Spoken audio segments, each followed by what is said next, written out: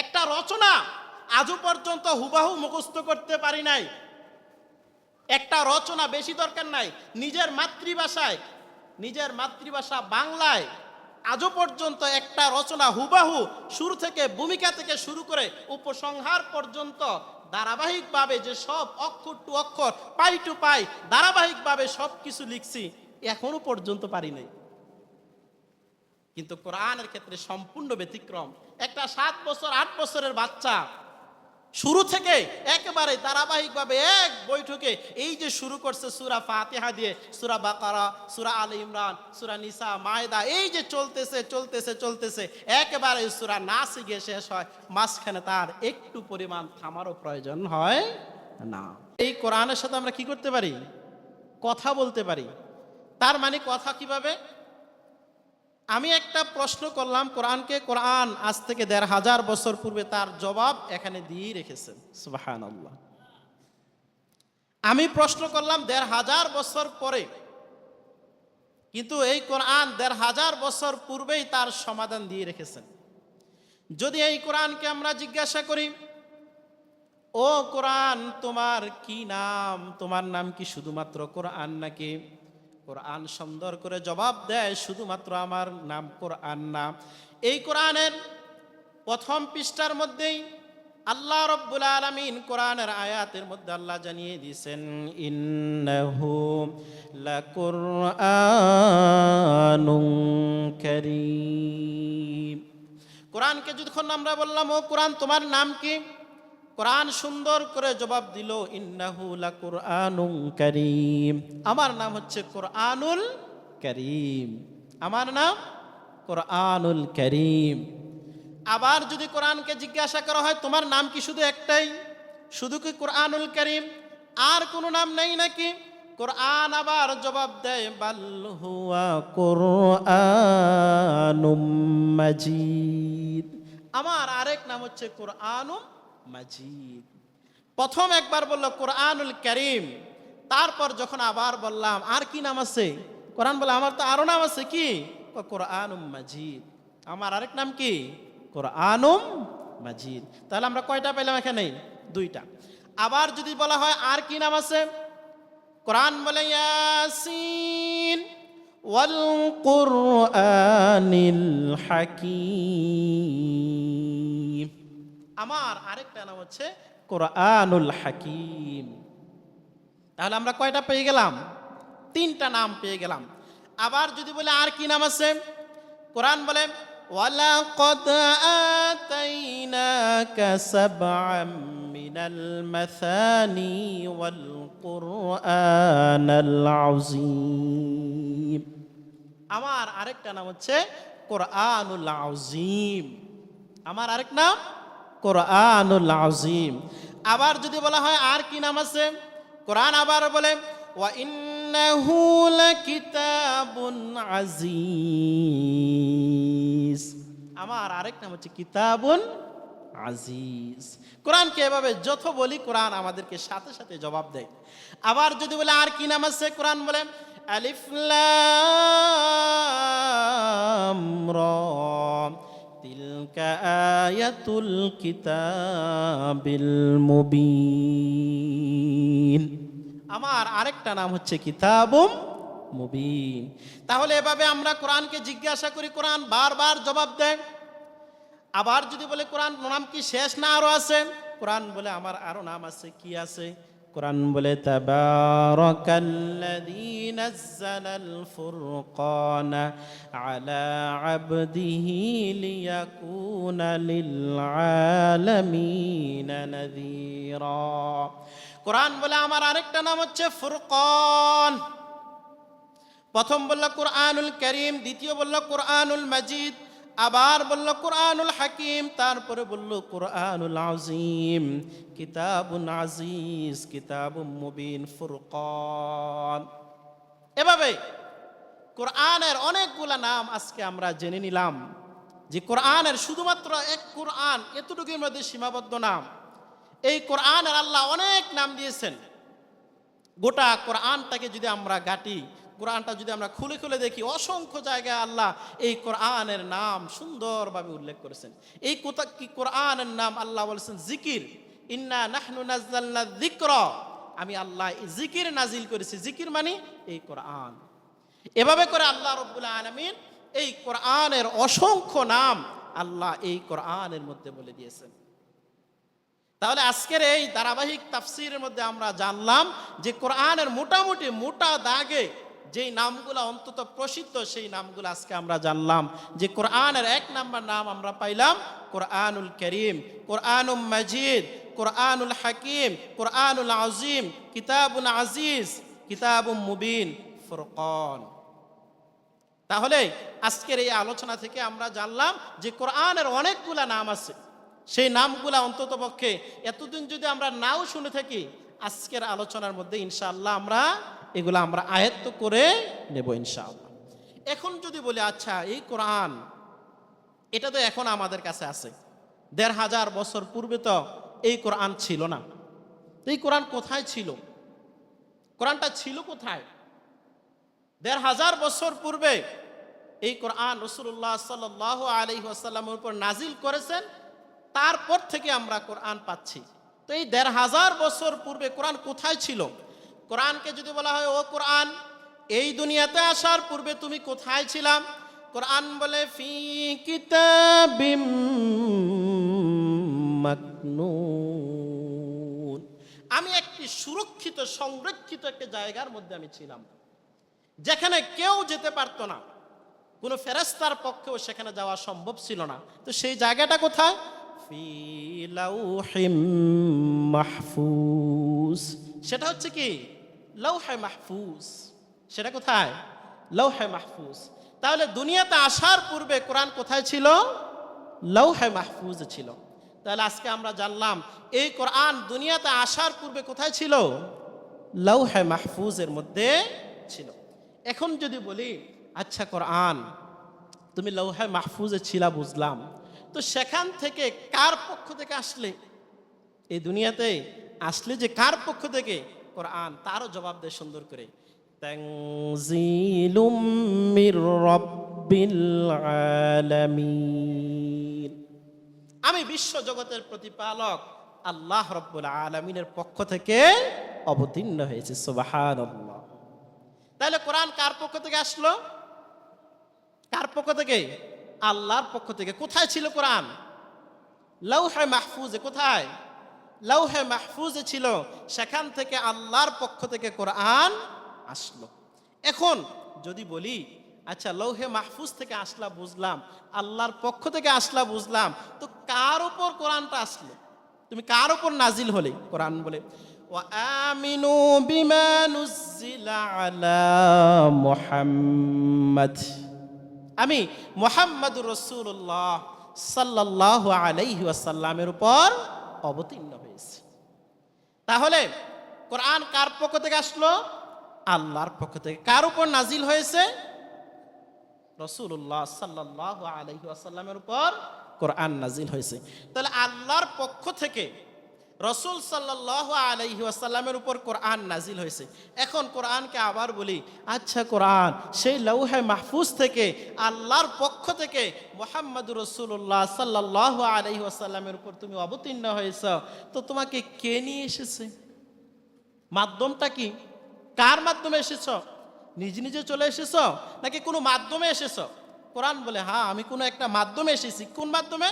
আল্লাহ রাব্বুল আলামিন কোরআনের মধ্যে জানিয়ে দিলেন। কোরআন উত্তর দিচ্ছে কুল নাযালাহু রূহুল কুদুস মির রাব্বিকা বিল হক, কোরআন জবাব দেয় আমি রূহুল কুদুস অর্থাৎ জিবরাইল আলাইহিস সালামের মাধ্যমে দুনিয়াতে অবতীর্ণ হয়েছি।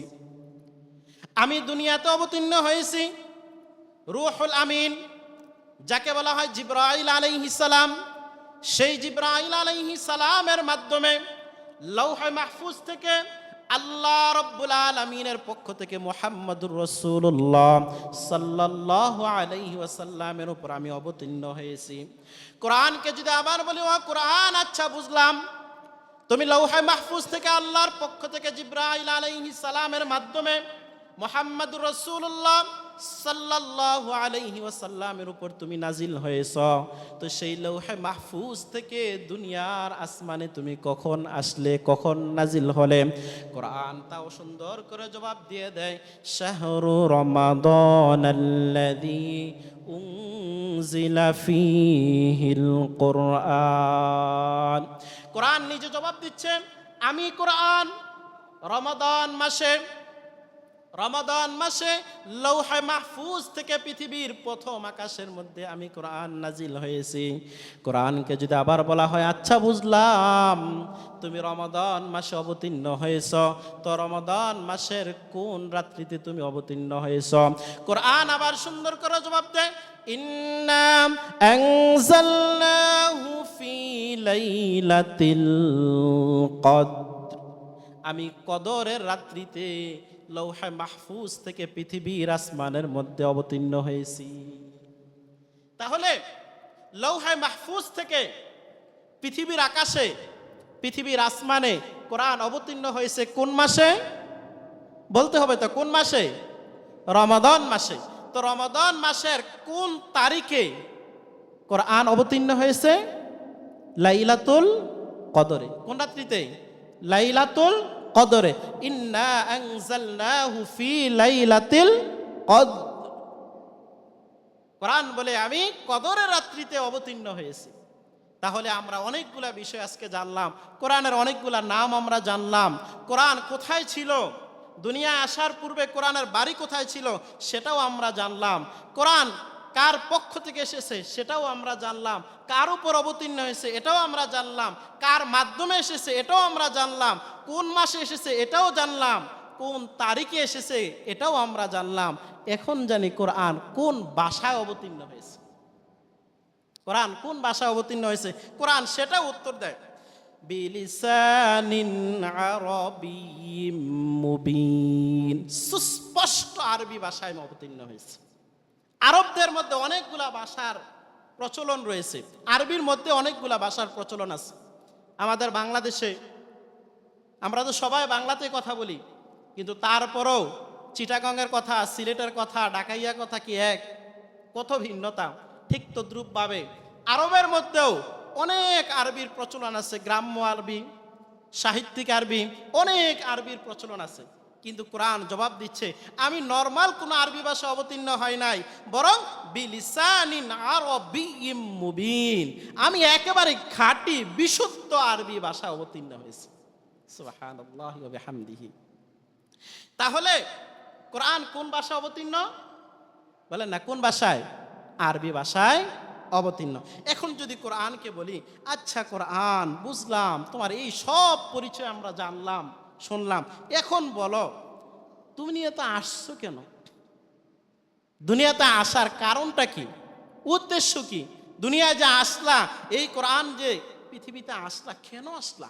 কোরআন থেকে আমরা তারও জবাব চাই সুন্দরভাবে। কোরআন বলে, হুদাল লিন্নাসি ওয়া বাইনাতিম মিনাল হুদা ওয়াল ফুরকান। কোরআন বলে হুদাল লিন্নাস, মানুষকে সঠিক রাস্তা দেখানোর জন্যই আমি অবতীর্ণ হয়েছি। কিসের জন্য? সঠিক রাস্তা দেখানোর জন্য। কারণ কি? কারণ দুনিয়ার মধ্যে অসংখ্য বাঁকা রাস্তা আছে, জাহান্নামে যাওয়ার জন্য রাস্তার অভাব নাই। মানুষ বিভ্রান্ত হয়ে যাবে, পথভ্রষ্ট হয়ে যাবে, শয়তান ধোঁকা দিবে, শয়তান ধোঁকা দিয়ে তাকে বোকা বানিয়ে জাহান্নামে নিয়ে যাবে। এজন্য কোরআন বলে আমি এসেছি কেন? হুদাল লিন্নাস, মানুষকে কি করার জন্য? হেদায়েত করার জন্য, মানুষকে সঠিক রাস্তা দেখানোর জন্য, মানুষ যেন বিপদে না যায়, মানুষ যেন সঠিক পথে চলতে চলতে তার গন্তব্য জান্নাতে পৌঁছে যায়। এজন্য আমি কোরআন অবতীর্ণ হয়েছি। আর কেন? ওয়া বাইনাতিম মিনাল হুদা ওয়াল ফুরকান। ফুরকান, সত্য মিথ্যার মধ্যে পার্থক্য করার জন্য আমি এসেছি। কিসের মধ্যে? সত্য মিথ্যার মধ্যে পার্থক্য করার জন্য। কোনটা সত্য কোনটা মিথ্যা কিসের মাধ্যমে যাচাই করতে হবে? এই কোরআনের মাধ্যমে যাচাই করতে হবে। কারণ এই কোরআনের মধ্যে আল্লাহ সব কিছুর বর্ণনা আল্লাহ এই কোরআনের মধ্যে দিয়ে রেখেছেন। মানব জীবনের যা কিছুর প্রয়োজন যত কিছুর প্রয়োজন মানব জীবনের ব্যক্তি জীবন থেকে শুরু করে পারিবারিক জীবন, সামাজিক জীবন, রাষ্ট্রীয় জীবন, অর্থনীতি জীবন, পৌরনীতি জীবন, আন্তর্জাতিক জীবন, যত যা কিছুর দরকার মানুষের সব কিছুর সমাধান এই কোরআনের মধ্যে আল্লাহ করে দিয়েছেন। তিবয়ানা লিকুল্লি শাইইন, প্রত্যেকটা জিনিসের বর্ণনা আল্লাহ এই কোরআনের মধ্যে খুলে খুলে করে দিয়েছেন। মানুষের কিসের প্রয়োজন, যার জন্যই আসবে এই কোরআনের কাছে, কোরআন তার সমাধান করে দিবে। এজন্য আমরা একটা স্লোগান বলি না, সব সমস্যার সমাধান দিতে পারে আল কোরআন। বলেন না, সব সমস্যার সমাধান দিতে পারে আল কোরআন। দুনিয়ার এমন একটা বইও নাই, এমন একটা কিতাবও নাই যেটা সব কিছুর সমাধান দিতে পারে। আপনি দেখেন, যে কোনো একটা বই বার করেন, কিতাব বার করেন, যেটাই বার করেন, কিছু না কিছু সমস্যা এটার মধ্যে থাকেই থাকে। একটা না একটা সমস্যা এটার মধ্যে আছেই। কিন্তু এই কোরআনের মধ্যে কি কোনো সমস্যা আছে? এই কোরআনের মধ্যে কোনো সমস্যা আছে? কোনো ভুল আছে? কোনো সংশয় আছে? কোরআনে যে ভুল নাই, সংশয় নাই। কোরআন একেবারেই শুরুতেই কোরআনটা যখন আমরা খুলি, খোলার সাথে সাথেই কোরআন আমাদেরকে জানিয়ে দিচ্ছেন, আমি হচ্ছি এমন কোরআন, যালিকাল কিতাব লা রাইবা ফীহ, আমি এমন এক কিতাব যার মধ্যে কোনো সন্দেহ নাই, যার মধ্যে কোনো সংশয় নাই, সন্দেহে কোনো অবকাশ নাই। আমি হচ্ছি এমন এক কিতাব। দুনিয়ার কোনো গ্রন্থ প্রণেতা, কোনো বই প্রণেতা, রচয়িতা, তারা কোনোদিন বলতে পারে নাই যে তাদের কিতাব লেখার পর যে আমার কিতাবের মধ্যে কোনো ভুল নাই। পারছে কোনোদিন? যাদের বই পড়ার অভ্যাস আছে, মোটামুটি বই পড়েন, প্রত্যেকটা বইয়ের প্রথম দিকে খুলে দেখবেন লেখক প্রথমেই সুন্দর করে লিখে দেয়, আমার মানবিক দুর্বলতার কারণে, জ্ঞানের স্বল্পতার কারণে হতে পারে যে বইয়ের বিভিন্ন জায়গায় কোথাও কোথাও ভুল হয়ে যেতে পারে। যদি ভুল হয়ে যায় তাহলে সবাইকে আমন্ত্রণ জানাচ্ছি, আমাকে তার ফিডব্যাক দিবেন, আমি সেটাকে কি করে নেব? সংশোধন করে নেব। শুধুমাত্র ব্যতিক্রম এই কোরআন, শুধু ব্যতিক্রম এই কোরআন। কোরআন নিজেই শুরুতেই জানিয়ে দিচ্ছে, না আমার মধ্যে কি নাই, কোনো সন্দেহ নাই, কোনো ভুল নাই, সংশয় নাই, কিচ্ছু নাই, আমি একেবারে নির্ভেজাল। আমার মধ্যে কি নাই? মানুষ যে একটু ধারণা করবে আচ্ছা এটা সঠিক না বেঠিক, না, এই চিন্তা করার পর্যন্ত অবকাশ নাই। কারণ এই কোরআনের মধ্যে ভুল ঢুকানোর জন্য অনেক চেষ্টা করা হয়েছে, অনেক চেষ্টা করছে এই কোরআনের মধ্যে ভুল ঢুকানোর জন্য। অন্যান্য আসমানি কিতাবগুলা যেগুলো আছে, বাইবেল আছে, ত্রিপিটক আছে, তারপরে জাবুর, ইঞ্জিল, যতগুলা আসমানি কিতাব আছে, সব আসমানি কিতাব এখন কি হয়ে গেছে?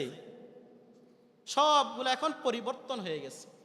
এখন আর কোনো কিতাব এই কোরআন ব্যতীত আর একটা কিতাবও পৃথিবীর মধ্যে নাই যেটা বিকৃত হয় নাই, সব বিকৃত হয়ে গেছে। মানুষ যখন যেটা প্রয়োজন হয়েছে এটা সেই বাইবেলের মধ্যে লিখে নিয়েছে। ওল্ড টেস্টামেন্ট, নিউ টেস্টামেন্ট, সবগুলোর মধ্যে তাদের সুবিধা অনুসারে তারা মন মতন সেটাকে পরিবর্তন করে ফেলেছে। শুধুমাত্র অবিকৃত অবস্থায় আজ থেকে ১৫০০ বছর পূর্বে মুহাম্মদুর রাসূলুল্লাহ সাল্লাল্লাহু আলাইহি ওয়াসাল্লামের উপর যেইভাবে আল্লাহ এই কোরআনটা নাজিল করেছেন, আজও পর্যন্ত সেম একই অবস্থার মধ্যে কোরআন রয়ে গেছে। সামান্য পরিমাণ, বিন্দু পরিমাণ, একটা হরফ পর্যন্ত আজও পর্যন্ত কেউ পরিবর্তন করতে পারে না হয়। কারণ তার সংরক্ষণ কে করে? আল্লাহ নিজে করেন। আল্লাহ রাব্বুল আলামিন বলেন, ইন্না নাহনু নাযালনা যিকরা ওয়া ইন্না লাহু লাহাফিজুন। আমি আল্লাহ এই কোরআনকে অবতীর্ণ করেছি, আর এই কোরআনের সংরক্ষণের সম্পূর্ণ দায়িত্ব আমি আল্লাহর। আল্লাহ নিজে বলতেছেন সংরক্ষণের দায়িত্ব কার? আল্লাহ বলেন আমি নিজের, আমি নিজে সংরক্ষণ করার জন্য ওয়াদা করলাম। ইন্না নাহনু নাযালনা যিকরা, জিকির মানে কোরআন, এই কোরআনকে আমি আল্লাহ অবতীর্ণ করেছি। ওয়া ইন্না লাহু লাহাফিজুন, ইয়াহফাজুন, আর এই কোরআনকে আমি আল্লাহই সংরক্ষণ করব। যেখানে আল্লাহ নিজে ঘোষণা করে দিলেন আমি আল্লাহ কোরআনকে সংরক্ষণ করব, আমি এটার হেফাজত করব। সুতরাং দুনিয়ার সব মানুষ মিলেও যদি চেষ্টা করে এই কোরআনকে বিকৃত করার জন্য, কোরআনকে পরিবর্তন করার জন্য, কোরআনের একটা হরফ পর্যন্ত পরিবর্তন করতে পারবে না। অনেক চেষ্টা করা হয়েছে কোরআনের ভুল ধরার জন্য, কোরআনকে বিকৃত করার জন্য অনেক চেষ্টা করা হয়েছে। পৃথিবীর বিভিন্ন জায়গায় লক্ষ লক্ষ কোরআন জ্বালিয়ে দেওয়া হয়েছে, পুড়িয়ে দেওয়া হয়েছে, ধ্বংস করে দেওয়া হয়েছে, সাগরের মধ্যে নিক্ষেপ করা হয়েছে। লক্ষ্য একটাই ছিল যে কোরআনকে নিশ্চিহ্ন করে দেবে। কিন্তু আল্লাহ রাব্বুল আলামিন এমন এক মুআজিজা গোটা পৃথিবীর মধ্যে এখন লক্ষ লক্ষ কোটি কোটি হাফিজ কোরআন আল্লাহ তৈরি করে দিয়েছেন, বলেন না সুবহানাল্লাহ। যদি পৃথিবীর মধ্যে এখন বর্তমানে যদি একটাও কোরআন না থাকে, একটাও কোরআন নাই, গোটা পৃথিবীর সমস্ত কোরআনকে যদি ধ্বংস করে দেওয়া হয়, তারপরও কোরআনকে পৃথিবী থেকে নিশ্চিহ্ন করতে পারবে না। কারণ আল্লাহ রাব্বুল আলামিন এমন এক মুআজিজা এই কোরআন, সেটা একটা 7 বছরের 8 বছরের বাচ্চা সে সুন্দর মতো করে এই কোরআনকে সে হেফজ করে নিতে পারতেছে, সেই কোরআনকে সুন্দরভাবে এই কোরআনকে মুখস্থ করতে পারতেছে। এমনও হাফেজ কোরআন আছে এক বৈঠকে সূরা ফাতিহা থেকে শুরু করে একবারে সূরা নাস পর্যন্ত এক টানে বলতে পারে, একটা জবর জেরের মধ্যে ভুল হয় না, বলেন না সুবহানাল্লাহ। কার মুজিজা! একটা রচনা আজও পর্যন্ত হুবাহু মুখস্থ করতে পারি নাই। একটা রচনা, বেশি দরকার নাই, নিজের মাতৃভাষা বাংলায় আজও পর্যন্ত একটা রচনা হুবাহু শুরু থেকে ভূমিকা থেকে শুরু করে উপসংহার পর্যন্ত ধারাবাহিকভাবে যে সব অক্ষর টু অক্ষর, পাই টু পাই ধারাবাহিকভাবে সব কিছু লিখছি, এখনো পর্যন্ত পারি নাই। কিন্তু কোরআনের ক্ষেত্রে সম্পূর্ণ ব্যতিক্রম।